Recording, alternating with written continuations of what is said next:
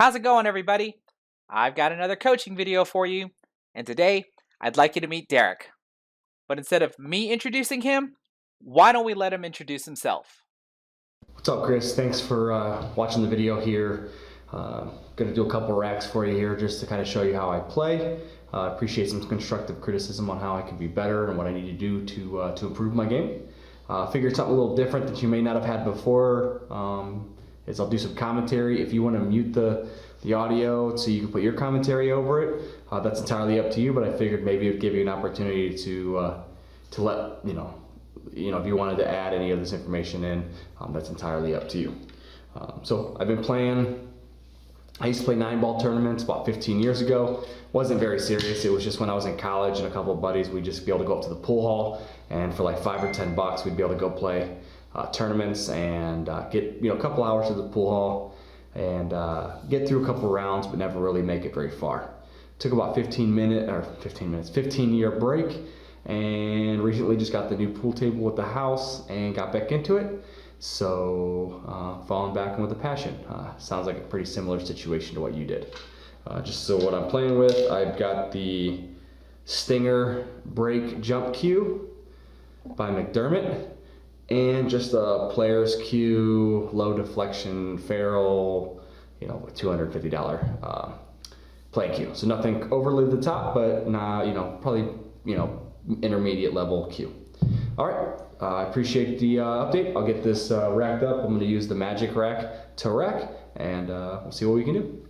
Thanks, Chris. Appreciate it. So this is awesome. We're going to have some interaction from the player that I'm going to review. So Derek provided us 2 racks of 8-ball. And just like before, we're going to watch these racks uninterrupted, except I might mention a comment here and there as the rack goes by.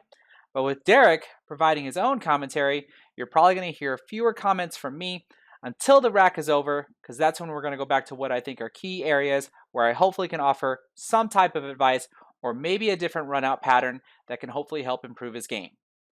And he is interested in joining an APA league, either for 8-ball or 9-ball. So at the end of all of this, I will be giving my opinion of what I think his skill level might be. So sit back and enjoy, and let's get this show started. Okay, Derek, here is your first rack. Let's see how it goes.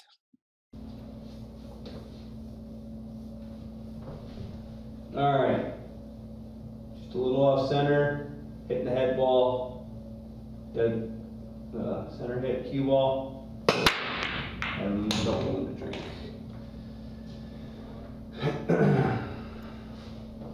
Pretty good break. You got a nice spread. You even made a ball.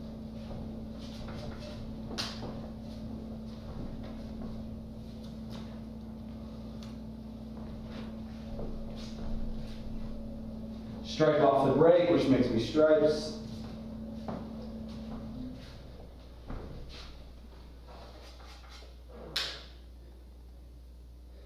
Okay, my plan: 13 side, drift up, hit the 11, or I'm sorry, the 12, then the 9, stun for the middle, down there, and just, I think the 14 goes. I'm going to use the 5 to help slow it down.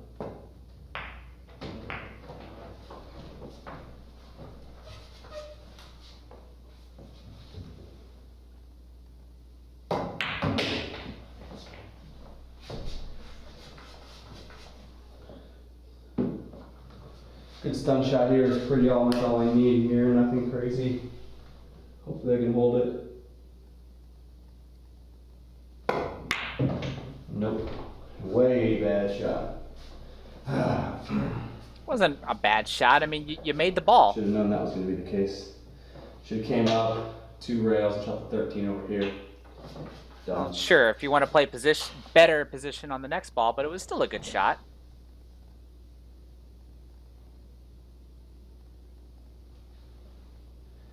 Dead on. It's tight.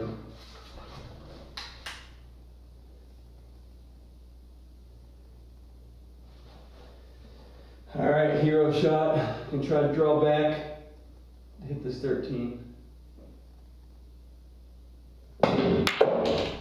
Nice. Did not get enough. Yeah, we didn't get enough of it, but we do have shape on the 14.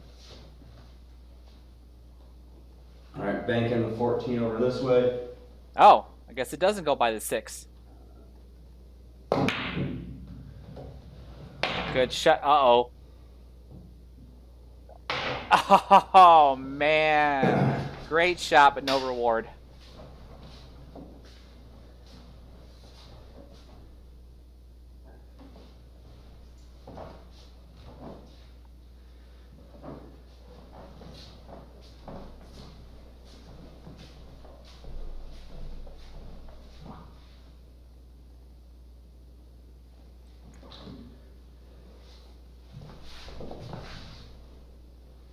Okay, you can see what your plan's going to be. All right, just gonna try to drift just past the line so I can hit the 7 in the corner and then drift up for the 3. I went a little too far, but it's not the end of the world. Gonna stun a little bit over that way. Little low left. Good shot.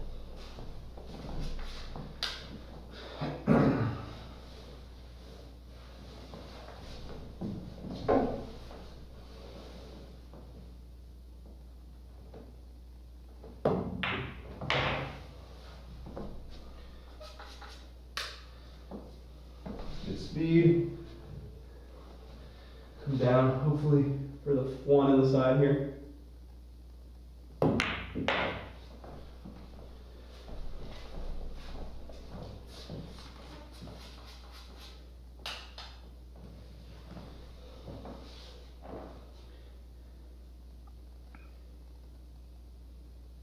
You gonna change your mind? Alright, change it up. I'm gonna go with the old 6, come over here a little bit so I can shoot it either. If I go too far, I can shoot it in the 5. If I go right, I'm gonna shoot it down for a stun shot, and then reverse the 1 up.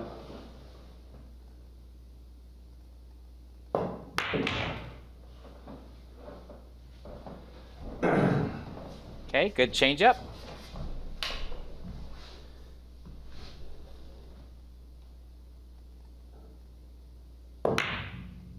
I'll give me low.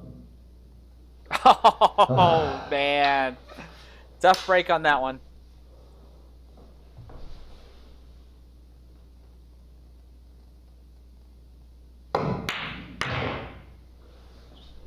And you just barely missed that one.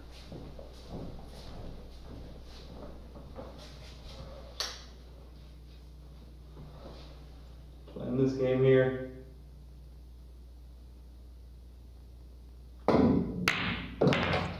Nice shot, being that close to the rail like that.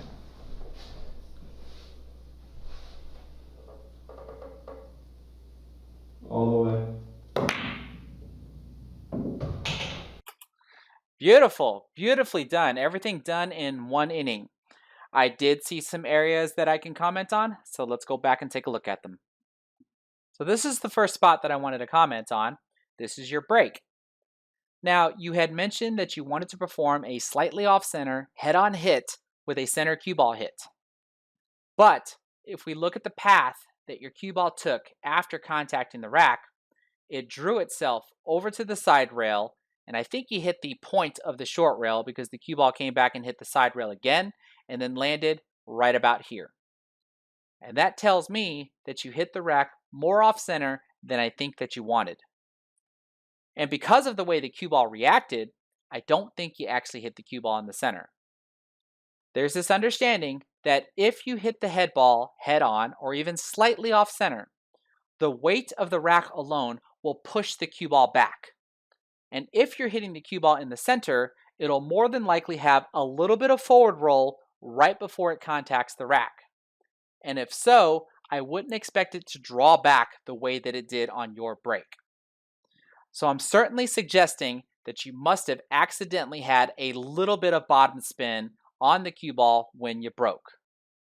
So try to not cut the head ball as much as you actually did, so that way you're performing a more head-on hit, but a slightly off-center hit.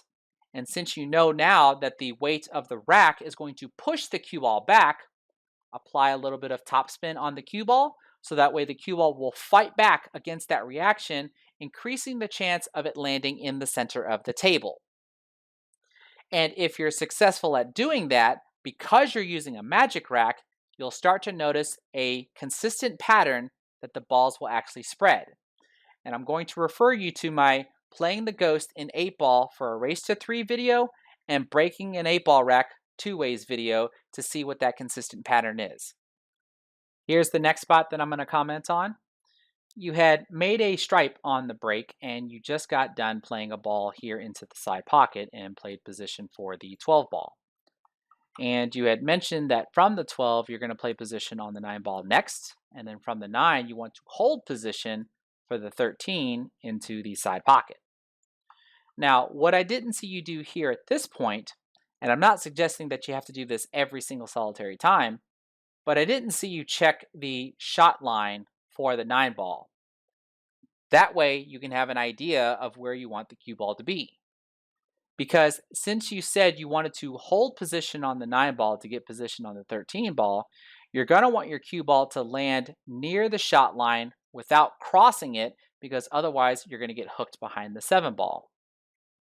Now, I think what happened was you shot the 12 ball into the side pocket, but then your cue ball drifted forward and landed near the 4 ball.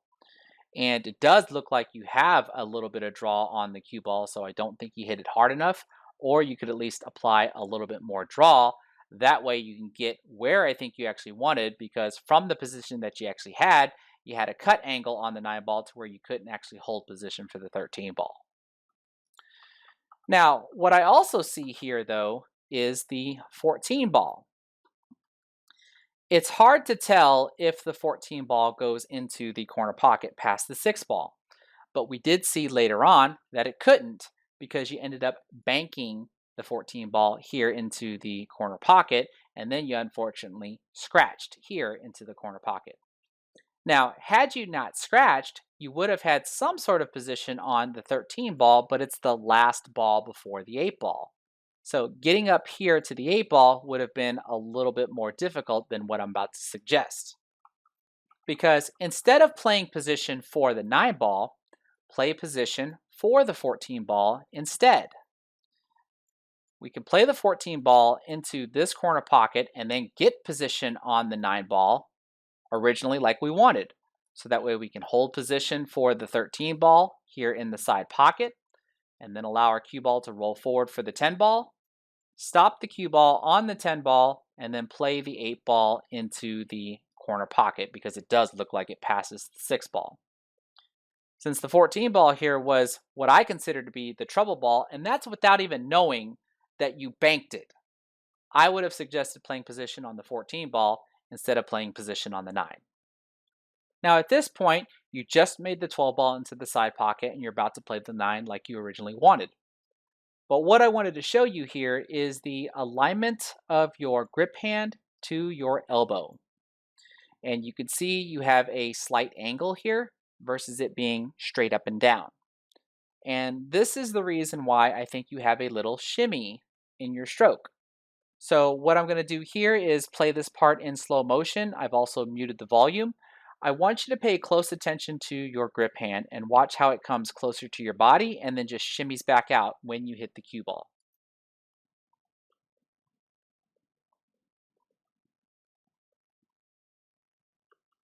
Did you see it? Here, I'll play it again.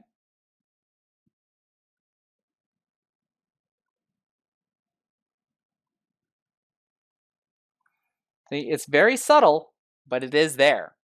And that tells me you have some movement sometime during your stroke. And I've mentioned this plenty of times in my previous review videos, and that's when exactly are you moving? Before you hit the cue ball, during hitting the cue ball, or after hitting the cue ball? Now here, it does look like you're moving before you hit the cue ball. And if that's true, and let's just say, for example, you're wanting to apply center on the cue ball, you're actually going to hit the cue ball slightly to the right of center. Because as you move your grip hand closer to your body, the tip of your cue will pivot off to the right. And if you move your grip hand away from your body, the tip of your cue will pivot to the left. So in this case here, you're putting unwanted English if you were wanting to put a center cue ball hit. So at the very least, try to realign your body a little bit to where you can have your grip hand right below your elbow. And this is the final spot in rack 1 that I wanted to comment on. You now have ball in hand because you previously scratched after making a really good bank shot on the 14 ball and you're about to make an attempt at solids. And you decided to start with the 2 ball here into the side pocket, and you said you wanted your cue ball to roll forward in such a way to get position on the 7 ball, I think right around here, so that you could shoot the 7 ball into the corner pocket and get position on the 3 ball like so. However, your cue ball rolled a little too far forward and landed somewhere right around here to where you had to back cut the 7 ball, and you said using low left spin, you had your cue ball come over here, hit the side rail, and then still get position on the 3 ball right around here. And then from there, you continued to run the rest of the table until you got to the 5 ball because that's when you missed. Had you made the 5 ball, you had position on the 1 ball for the right side pocket to where you can easily get position for the 8 ball in the lower right corner pocket. So it's not like there is anything wrong with this route that you had planned. My only concern was that tight cue ball movement that you wanted to do from the 4 ball to the 1 ball. Because when your cue ball was somewhere right around here, you said that you wanted to shoot the 4 ball into the side pocket and have your cue ball get position on the 1 ball, I think something like this for the opposite side pocket. But your cue ball didn't roll far enough and you ended up right here to where you changed your mind and shot the 6, and then from the 6 got to the 5 and then you missed. Because of this tight cue ball movement that you had in mind and you messed up and had to do an alternative route, I'm going to suggest something a little bit different at the very beginning of the runout. Now, because the 5 ball only has 2 pockets, here and here, the side pocket became available after you knocked the 4 ball out. But what I would have done here is still play the 2 ball into the side pocket like you intended on. But since you have ball in hand, I would move the cue ball a little bit more over here so that way I can stun the cue ball over here for position on the 5 ball in the corner pocket that you originally intended on. If I'm successful at doing this, then I can proceed to do the same exact pattern that you had in mind, except when I shoot the 4 ball, I will be shooting the 6 ball next because then I can easily shoot the 1 ball into the right side pocket and get easy position for the 8 ball in the lower right corner pocket. Which means that the hardest thing that I have to do is at the very beginning of the run out versus near the middle or towards the end, like when you tried to do that tight cue ball movement from the 4 to the 1. So what I'm suggesting is when you're coming up with your patterns, provided that you don't really have to change your mind or change patterns during the run, try to keep the hardest things you have to do towards the beginning of the run out because you certainly want the end of your run out to be easier. That way you're more successful at doing it. So I hope this information was helpful for rack 1. Let's move on over to rack 2. Okay, so here's rack 2, and you're actually going to be breaking as player 2 because in rack 1, when you initially broke, you made a stripe on the break for player 1, and player 2 was solids, and the solid player won that rack. So here as player 2, if you're able to make a ball on the break, you'll continue your run. If you do not, then that's when your inning count is going to go up. Let's see how this rack goes.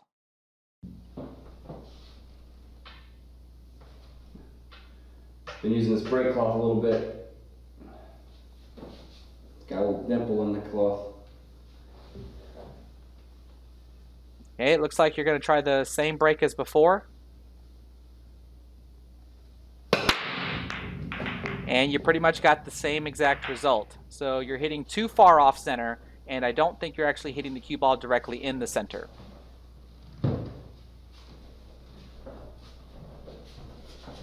Nothing fell on the break. Nice open rack here. Fortunately, didn't pocket anything.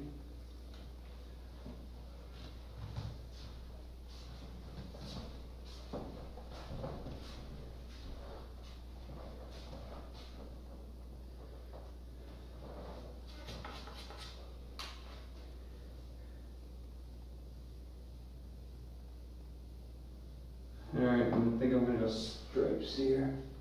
Good choice to start on that.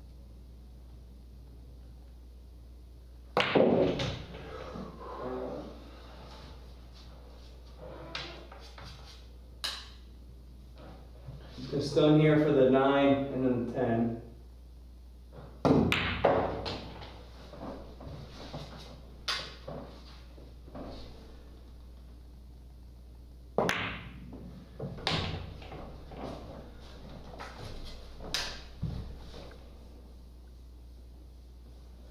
Alright, just want to decide how I want to do this. 15, 11.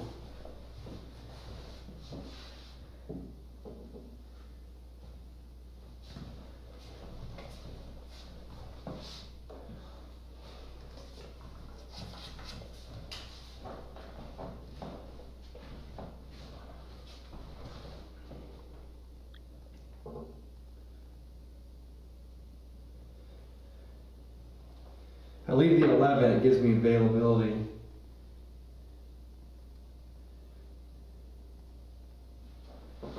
So, if I can stun 10 out to here, gives me the 12. 2 rails back up. Alright. It's going to be tough because of the angle, but we'll get it. Okay. Sounds like you're going to try to use the 11 ball as your last ball for the 8 ball.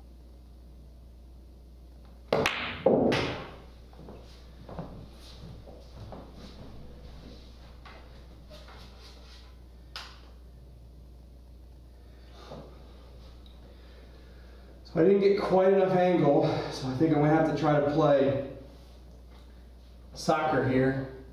Come off, kick back up, and come up.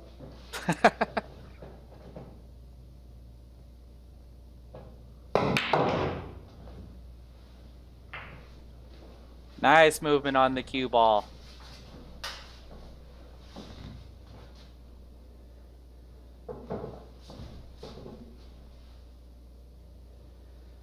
Well, we're going to hope we're friendly with this kiss here. Okay.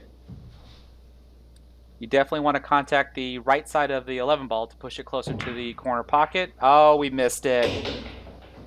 We were not friendly with the kiss. Now what? That's always the greatest question. Now what? Kind of hoping to kiss the 11 ball this way. Yep, closer to the pocket.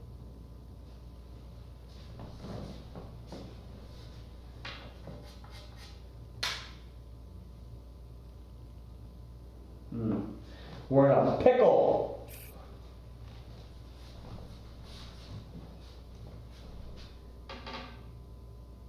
Ooh, you're measuring up for what appears to be a bank shot. Yep. I mean,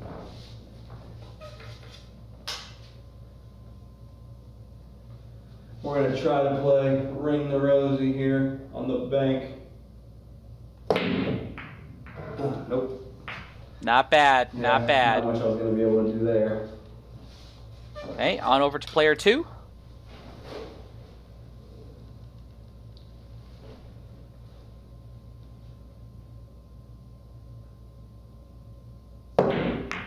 Whoops. Should have used the breathage.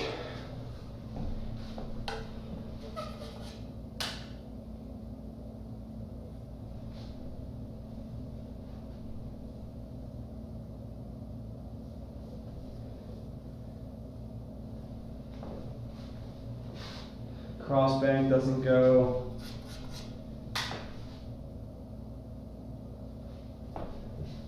The real question is, what do you do with the 8 after this ball?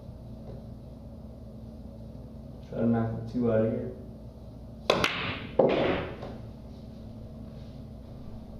Uh-oh.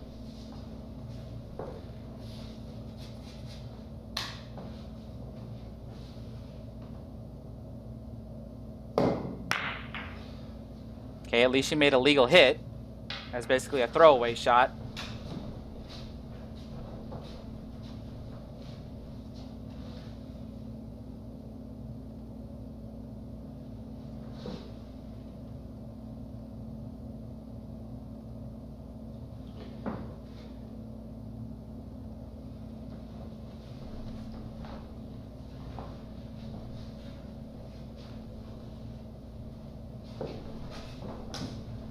Yeah, I think this is going to be a little easier.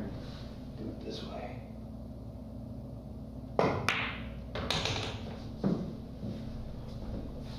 Have you already decided what's your last ball before the 8 ball?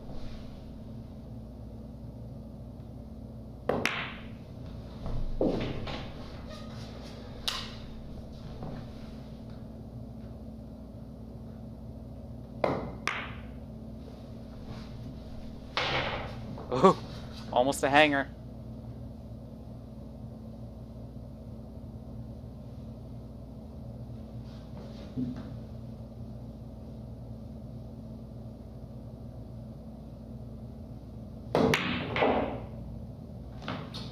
Oh no! That pretty much should be game over for player 2. Sloppy, sloppy, sloppy.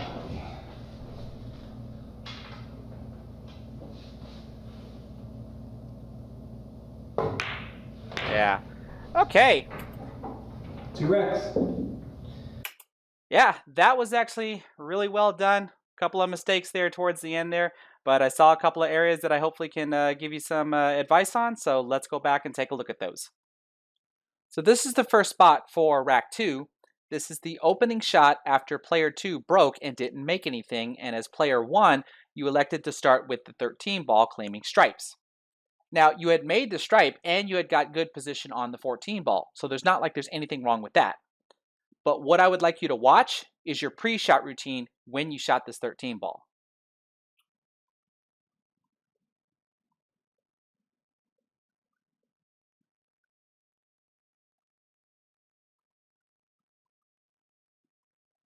Okay, did you see what I'm going to comment on? Let's go back and take a look at it. So here you get down, you take a couple of practice strokes, and then right here, you change your mind and decide to put a little bit more draw on the cue ball, did 1 or 2 practice strokes, and then fired.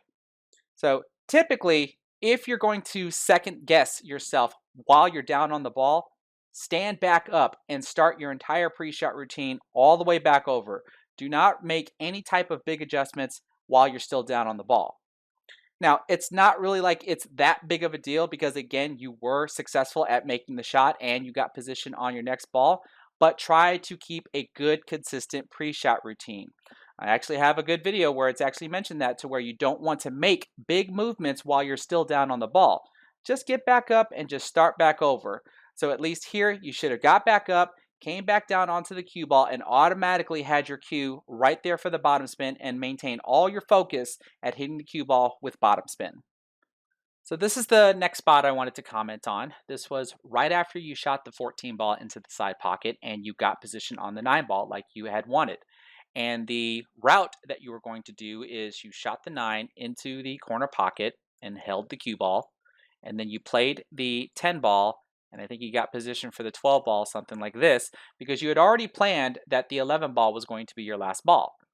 So you shot the 12 ball into the corner pocket and had your cue ball come around like this, bumped into, I think this is the 2 ball, and then you needed to shoot the 15 into the side pocket and have the cue ball kiss the 11 closer to the corner pocket, but that's where we messed up. And you ended up having to bank the 11 ball and missed. So again, had you been successful at getting the kiss on the 11 ball, knocking it closer to the corner pocket, you probably would have been able to finish the rack. So it's not like there's anything wrong with this planned route that you had. But let's see if we can change one little thing that might make the run out a little bit different. And that's right before you shoot the 9 ball. Because at this point, I wouldn't shoot the 9 ball. I would go ahead and shoot the 10 ball.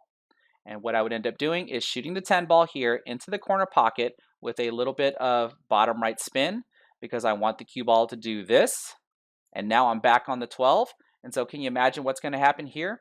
The same exact thing that you did. But if something goes wrong, look what's over here that you can use as a backup. Because getting on the 15 or the 11 from the 9 ball is much easier than trying to get position on the 12 ball, even though you were successful. All right, so again, there's not really that much of a difference. But at least when you shoot the 12 ball, you have the 9 ball as a backup ball. And that's the only change I think I would make on this particular route that I think just makes it a little bit easier. At this point here, This was the crucial moment where you were trying to shoot the 15 ball into the side pocket and you want your cue ball to bump into your right side of the 11 ball so that you can push it over to the left and land somewhere here closer to the lower left corner pocket. We were just unsuccessful and we missed it altogether, hitting the side rail and then hitting the 11 ball from behind, forcing us to be in that bank situation that you had. So we can see from how you're cueing on the cue ball, you just have too much topspin. That's really your only mistake. You just needed to bring it down a little bit, but you don't want to bring it down too much to the point to where you actually end up contacting the 11 ball on the wrong side, because your cue ball will end up doing something like this, possibly risk scratching, and then your 11 ball would do something like this. Now, it's not like if you contacted the 11 ball on the wrong side that you're absolutely wrong. You'll just probably end up with a more difficult shot had you been able to contact the 11 ball on the right side, pushing it closer to the corner pocket.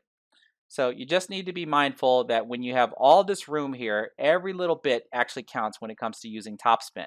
When you use topspin, it doesn't have to be absolute top. So knowing how much topspin you need to put on for any particular shot, that's just going to take experience. Right here, I want to talk about this bank shot that you tried because I saw you do a measurement from diamond 2 on the left side rail over to diamond 1 on the right side rail. And that's because there's this understanding that if a ball goes into a rail at this angle with the correct amount of speed and no side spin, that the outbound angle will just reflect the inbound angle and the ball would head over here towards the lower left corner pocket. But it does appear, though, that the 8 ball is in the way of that inbound path. So you ended up making an adjustment to hit the rail a little later, but it doesn't look like you adjusted how you were going to hit the ball. Because when your 11 ball contacted the rail at this point, you ended up missing about a diamond and a half short. Now, there's actually 2 adjustments I think you could have done to how you hit the ball, or 3 if you count combining the first 2, in order for you to make the ball into the lower left corner pocket. The first one being just hit the ball harder, because the faster a ball travels into the rail, then the outbound angle will actually be shorter. Now, how much harder or faster are you supposed to hit the ball? That's just something I can't give you a direct answer to. You have to just build it up over experience. The other adjustment that you could have tried was to throw a little bit of right spin on the cue ball. Because with right spin on the cue ball, that is going to throw left spin on the object ball or the 11 ball. And since you're banking the 11 ball to your right and the 11 ball has left side spin on it, that is also going to cut the outbound angle a little short.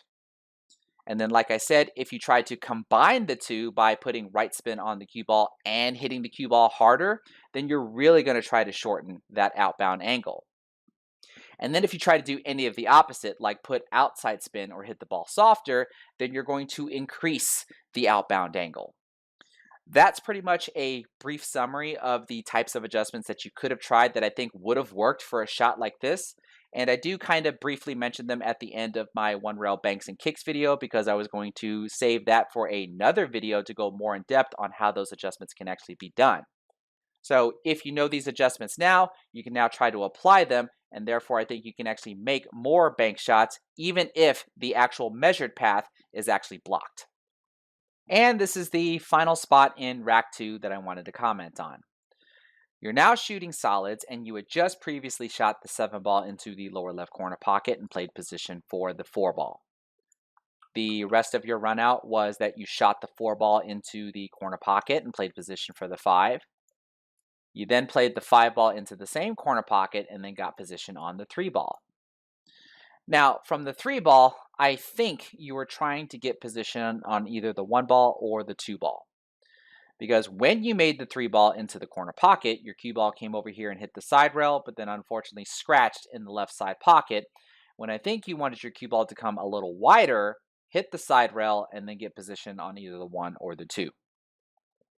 Now, the only issue I have with this type of run out pattern, if this is what you were trying, is how you're going up and down the table for position on the next shot. I have this principle that I do try to teach where you try to deal with the table in sections if you're able to do so. Sometimes the layout of the table doesn't allow it, and you do have to go up and down the table for position on the next shot. But this layout that you have here does allow it. In other words, I think you should have shot the 1 ball instead after you had made the 7 ball. And then start working your way down table. The only thing is, you do come back up table for position on the 8 ball, most likely here for the corner pocket. But after you shoot the 1 ball, you either get position on the 2 or the 4, and then go to the next ball after that. And the 6, 3, and the 5 end up being your last 3 balls at the upper half of the table. And then as long as your cue ball lands somewhere over here, which should be reasonable, you'll have a decent shot on the 8 ball. The main principle behind dealing with the table in sections is keeping your cue ball movements small going from one ball to the next. Smaller cue ball movements, in my opinion, are just easier to control than longer cue ball movements when you're going up and down the table.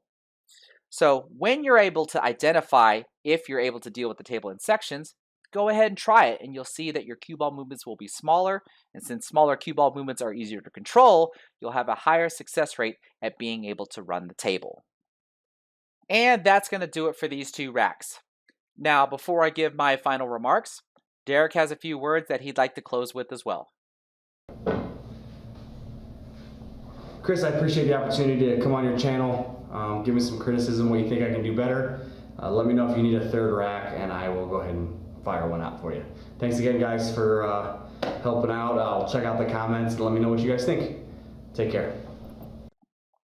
Well, Derek, I'm the one that's appreciative because you gave me the opportunity to be able to review your game. And I'm sure the viewers are appreciative as well, because if they have similar issues in their game, then hopefully my suggestions can help them out as well.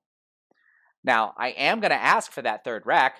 I'm just going to suggest that you publish it on your own YouTube channel to be able to show us if any of these suggestions worked out for you. Now, you were able to complete the 2 racks in 4 innings. And based on what I saw, if I was going to rate you in the APA League, I'm probably going to put you at a solid 5. I think the biggest thing that stopped you from being able to complete racks in lesser innings is your runout patterns. So I hope that the suggestions that I gave for different runout patterns, you found them to be a little bit easier. And so that way in the future, you can start looking a little bit deeper into your runout patterns and try to keep the cue ball movements smaller by dealing with the tables in sections if you're able to do so. And you'll be able to find that you'll be more successful at running racks in lesser innings. Now, for my viewers, what do you think about that? Do you think there are actually other easier patterns that he could have done? If so, feel free to leave a comment in the comment section below with the timestamp of where the runout would begin, and let us know what your runout would have been that you could suggest for Derek. That could also even help me out if I didn't even see it. And as always, if you like what you saw, give this video a thumbs up, and don't forget to subscribe. Take care, everybody.